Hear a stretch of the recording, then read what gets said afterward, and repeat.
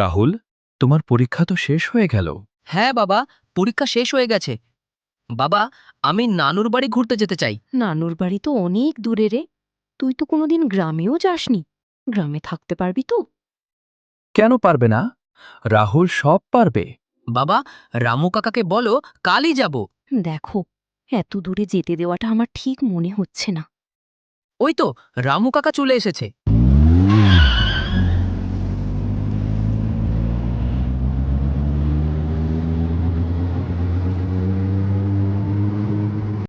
আমার কিন্তু মনটা একদম সায় দিচ্ছে না। তুমি একদম চিন্তা করো না, সেখানে তো তোমার বাবা মা আছেনই।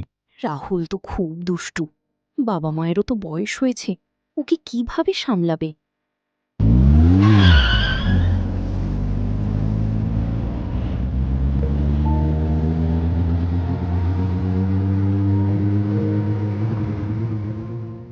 কিরে রাহুল, তোকে আজ এত খুশি দেখাচ্ছে কেন?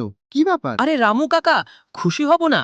আমি তো প্রথমবার নানুর বাড়ি যাচ্ছি। শহর থেকে নাতি গ্রামে আসবে বলে দিদা ও দাদু দুজনে মিলে ঘরবাড়ি পরিষ্কার করছিলেন। কিছুক্ষণ পর নাতি এসে পৌঁছালে।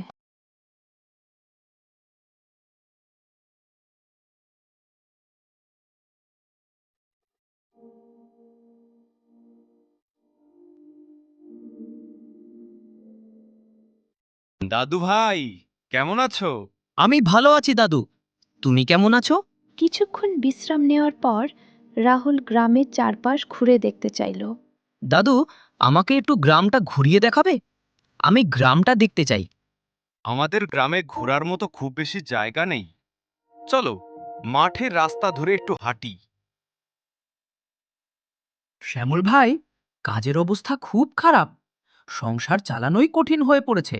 ঠিকই বলেছ। এখন কাজকর্মের অবস্থা সত্যিই ভালো নয়।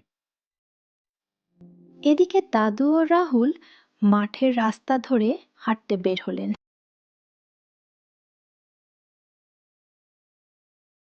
আরে দাদু, শহর থেকে নাতি এসেছে দেখছি। তাকে নিয়ে বেশ ঘুরছেন। হ্যাঁ, ও গ্রামটা দেখতে খুব আগ্রহী, তাই একটু ঘুরিয়ে দেখাচ্ছি। দিন তো প্রায় শেষ হয়ে এলো। অনেক দূর হেঁটে এসেছেন মনে হচ্ছে। ঠিকই বলেছ। চলো দাদু ভাই, সন্ধ্যা হয়ে আসছে। রাত হওয়ার আগেই বাড়ি ফিরতে হবে। দাদু ও নাতি বাড়ির পথে রওনা হলেন। দেখো, রাত হয়ে যাচ্ছে। তাড়াতাড়ি বাড়ি চলো। দাদু, ওই পুরনো বাড়িটায় কে থাকে? বাড়িটা খুব অদ্ভুত লাগছে। ওসব কথা পরে বলবো দাদু ভাই, এখন চলো। কিন্তু ওই বাড়িটায় এমন কি আছে? শুনতেই দাদুর মুখের ভাব হঠাৎ বদলে গেল। নিশ্চয়ই সেখানে কোনো রহস্য লুকিয়ে আছে। সেই রহস্য আমাকে জানতেই হবে। রাহুলের মনে কৌতূহল আরও বেড়ে গেল। পুরনো বাড়িটির রহস্য যেন তাকে অদ্ভুতভাবে টানতে লাগলো। এই তো ভালো সুযোগ। দাদু দিদা ঘুমিয়ে আছেন, এখনই যাওয়ার সময়। তারপর রাহুল চুপি চুপি পুরনো রাজবাড়ির উদ্দেশ্যে রওনা দিল। তাড়াতাড়ি রাজবাড়ির ভিতরে গিয়ে রহস্যটা জেনে ফিরে আসতে হবে। যদি দাদুর ঘুম ভেঙে যায় আর আমাকে না দেখতে পান, তাহলে আর রক্ষা নেই। আহা, কি বিশাল রাজবাড়ি! একটা পাখি বা পোকামাকড়ও নেই। আমি একা ভিতরে যাব কি করে? অনেক ভাবনা চিন্তার পর রাহুল সাহস করে রাজবাড়ির ভিতরে ঢুকে পড়ল।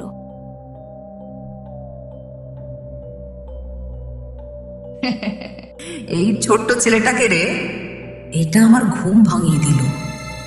আগে তো এই গ্রামে কখনো দেখিনি। এটা কি এত বড়?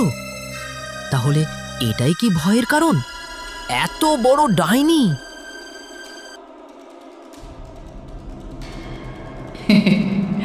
আমার সামনে বড় বড় মানুষও ভয় পায়, আর তুই তো বেশ সাহস করে চলে এসেছিস।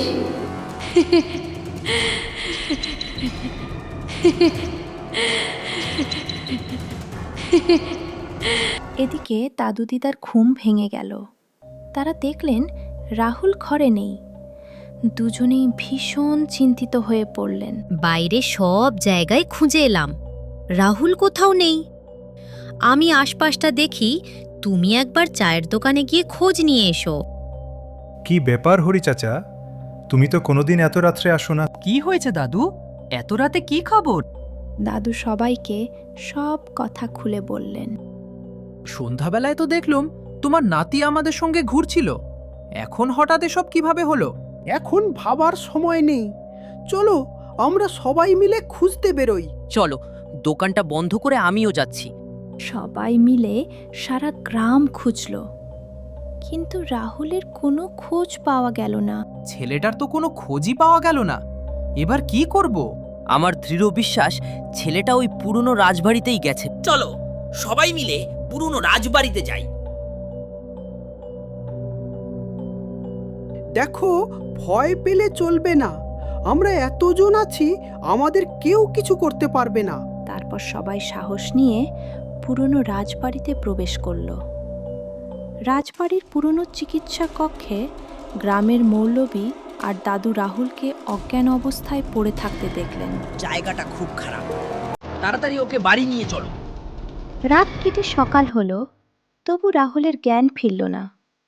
পাশের গ্রাম থেকে এক তান্ত্রিকে ডেকে আনা হলো। কি হলো তান্ত্রিক মশাই? সারা রাত ধরে চেষ্টা করেও তো নাতির জ্ঞান ফিরল না। তোমার নাতি বড় ভুল করেছে। ওর ওই পুরনো রাজবাড়িতে যাওয়া উচিত ছিল না। তবে চিন্তার কিছু নেই, তোমার নাতি সুস্থ আছে। কিছুক্ষণের মধ্যেই ওর জ্ঞান ফিরে আসবে। এখন শরীর কেমন আছে দাদু ভাই? কিছু বলো। চিন্তা করো না, তোমার বাবাকে খবর দিয়েছি, তিনি এক্ষুনি চলে আসবেন। বলতে না বলতেই একটি লাল গাড়ি এসে দাঁড়ালো। তারপর ছুটে এলো রাহুলের বাবা। কেমন আছিস রাহুল?